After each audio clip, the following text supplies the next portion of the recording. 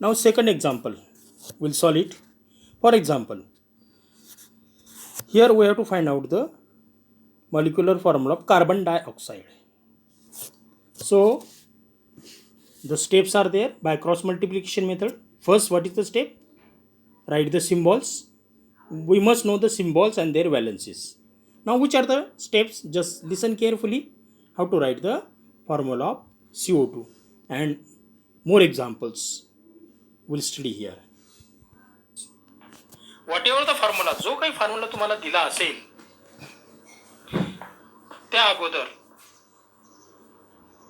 Elements त्याच्यामध्ये constituent elements काय आहेत त्यांचा सिम्बॉल्स त्या ठिकाणी लिहायचा. So the step first, writing the symbols of constituent elements present in that compound. समजा वॉटरचं तुम्हाला सांगितलं आहे तर वॉटरमध्ये काय काय कन्स्टिट्यूएंट इलेमेंट असतात? हायड्रोजन आणि ऑक्सिजन. कार्बन डायऑक्साईड सांगितलं असेल, कार्बन डायऑक्साईड मध्ये काय कन्स्टिट्यूएंट एलिमेंट असतात? कार्बन आणि oxygen. So for example we'll write the formula of C2 carbon compounds. Yes. Here we'll consider the example how to find the cross multiplication method to find the formula of carbon dioxide CO2. आता हा कसा लिहिणार बघा. So step first, write the symbols. Carbon dioxide मध्ये काय काय elements आहेत कन्स्टिट्यूएंट्स? Carbon आणि oxygen. So here the step first that is writing symbols. So what is the symbol of carbon? C. What is the symbol of oxygen? O. This is the first step. Now second step. Second step मध्ये हे जे इलेमेंट्सचे symbol आपण लिहिले आहेत त्यांची valency आपल्याला लिहिता आली पाहिजे. व्हॅलन्सी इलेक्ट्रॉन्स आपण पाहिले व्हॅलन्सी कशी करतात. आता कार्बनचा ॲटॉमिक नंबर किती आहे? 6. त्याचे इलेक्ट्रॉनिक कॉन्फिगरेशन काय ना 2 4. बरोबर आहे. म्हणजे लास्ट सेल कंटेन 4 इलेक्ट्रॉन्स. म्हणजे ऑक्टेट होण्यासाठी त्याला 4 इलेक्ट्रॉनची गरज आहे. म्हणून त्याची व्हॅलन्सी किती येईल? 4. So write the valency of carbon is 4. Similarly, write the valency of oxygen. What is the valency of oxygen? Oxygen चा atomic number आहे 8. इलेक्ट्रॉनिक कॉन्फिगरेशन राहणार 2 6. 6 इलेक्ट्रॉन आहेत. म्हणजे ऑक्टेट होण्यासाठी 2 इलेक्ट्रॉनची त्याला गरज आहे. म्हणून त्याची कॅपॅसिटी काय राहणार? 2 इलेक्ट्रॉन. म्हणून त्याची व्हॅलन्सी येणार 2. So second step, write the valency. Carbon valency is 4 आणि oxygen valency is 2. Step third या ठिकाणी आपल्याला बघायची. या ठिकाणी क्रॉस मल्टिप्लिकेशन करायची. म्हणजे कार्बनची व्हॅलन्सी, कार्बन आणि ऑक्सिजन त्याच्या खाली त्याच्या व्हॅलन्सी लिहिल्या आहेत. क्रॉस मेथड म्हणजे ऑक्सिजनची व्हॅलन्सी 2 आहे, याने कार्बनला क्रॉस मल्टिप्लाय करायचं आहे आणि कार्बनची व्हॅलन्सी 4 आहे, यानं ऑक्सिजनला मल्टिप्लाय करायची. बघा मग आता सीला 2 ने मल्टिप्लाय करणार. बरोबर आहे. So this is the step first. Step third, cross multiplication. Step 4 मध्ये क्रॉस मल्टिप्लिकेशन केल्यानंतर काय? सीला 2 ने मल्टिप्लाय केल्यावर काय होईल? C2. हे बघा C2. ऑक्सिजनला 4 ने मल्टिप्लाय होणार O4, C2O4. आता स्टेप 5 मध्ये या ठिकाणी आपल्याला करायचं आहे to write the final molecular formula of the compound. The number of atoms in the final molecular formula should be the smallest possible whole numbers. म्हणजे या ठिकाणी 2 आला आहे आणि या ठिकाणी 4 आला आहे. यांच्यापासून आपल्याला लोएस्ट फॉर्म त्या ठिकाणी लिहायचा आहे. म्हणजे असा कोणता नंबर आहे की त्यांना दोघांना डिवाइड केल्यानंतर आपल्याला सगळ्यात लोएस्ट नंबर मिळतो की त्याला पुन्हा डिवाइड होऊ शकत नाही. म्हणजे 2 आणि 4 हे दोघं इव्हन नंबर आहेत. म्हणजे 2 ला पण 2 ने डिवाइड होतं आणि 4 ला पण 2 ने डिवाइड होतं. सो डिवाइड दिस 2 नंबर्स. दोघं व्हॅलन्सीला 2 ने डिवाइड करून टाकायचे. म्हणजे 2/2 किती येईल? 1 आणि 4/2 किती येईल? 2. मग फॉर्म्युला काय येईल त्या ठिकाणी? काय उरेल? 2/2 आणि 4/2 म्हणजे या ठिकाणी C1 आणि O2. येस, कारण 2 ला डिवाइड केल्यानंतर 2 ने 2 1 चा 2 आणि 2 2 चा 4. C1 2.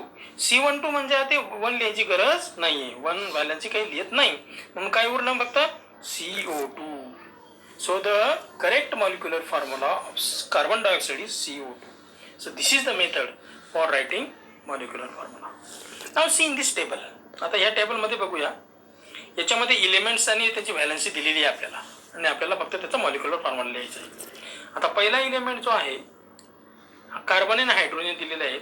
कार्बन आयन जसा कोणता कंपाऊंड आहे की ज्याच्यामध्ये कार्बनचे व्हॅलन्सी 4 आहे आणि हायड्रोजनचे 1 आहे. मग क्रिस क्रॉस मल्टिप्लिकेशन कसं करणार?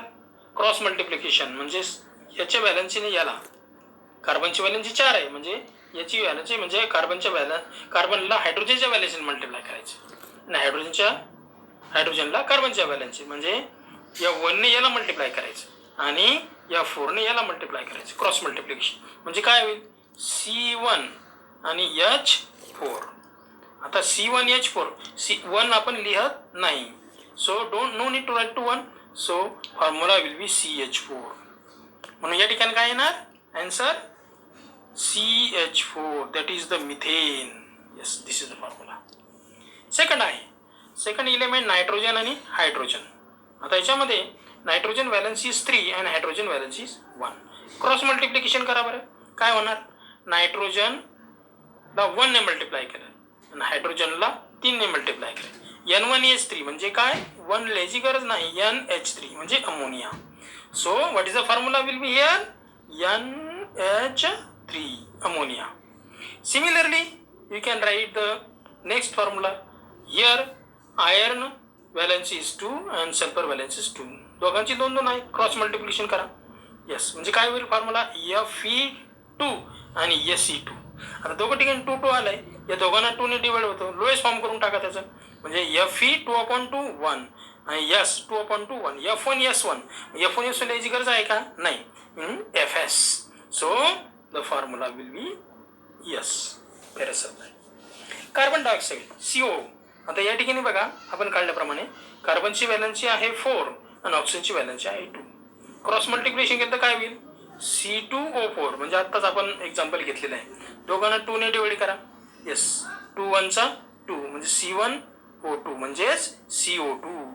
So the answer will be CO2. So this is the method for writing the valencies or molecular formula with the help of valencies given. Now next we'll solve the another example. See here in the exercise. Deduce the molecular formula of compounds obtained from the following pairs of elements by cross multiplication method. कार्बनची valency 4 आहे आणि Cl ची valency 1 आहे. बघा first example. Writing पहिली step काय आहे? त्या एलिमेंटचे सिम्बॉल लिहायचे. आता कार्बन दिला तर सिम्बॉल C आहे आणि क्लोरीन त्याचा सिम्बॉल Cl आहे. इथं Cl आहे. कार्बनची व्हॅलन्सी 4 त्याच्या खाली लिहायची, Clची व्हॅलन्सी, क्लोरीनची व्हॅलन्सी 1 लिहायची. क्रॉस मल्टिप्लिकेशन केलं म्हणजे काय झालं? तिसऱ्या स्टेपमध्ये C1 Cl4 तर 1 लिहायची गरज आहे का? नाही, म्हणजे चौथी स्टेपला डायरेक्ट आपल्याला मिळालं CCl4 carbon tetrachloride. Second example, nitrogen आणि हायड्रोजन दिलेलं आहे. नायट्रोजनची व्हॅलन्सी 3 आहे आणि हायड्रोजनची व्हॅलन्सी 1 आहे. आता write the element symbols first. Nitrogen N and hydrogen H. Therefore valence of nitrogen is 3 and valence of hydrogen 1. Cross multiplication N1H3 म्हणजे NH3. So NH3. Next compound. Carbon's valency 4, oxygen 2. Same CO2 we have find already. We have solved. Next example, calcium ची valency 2 आहे आणि ऑक्सिजनची 2 आहे. Write the symbols. Calcium symbol Ca, oxygen symbol O. Valency त्याच्या खाली लिहा. Calcium valency is 2 आणि oxygen valency 2. दोघांची 2 म्हणजे Ca2O2. आता दोघं 2 कॅन्सल होतील म्हणजे त्या ठिकाणी तुम्हाला मिळेल CaO, calcium oxide.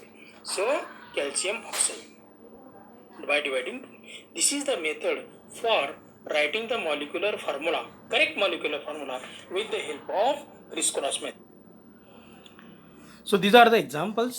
Please write down all the examples in your notebook and study it how to write the molecular formula of a compound with the help of their symbols and valences. Thank you.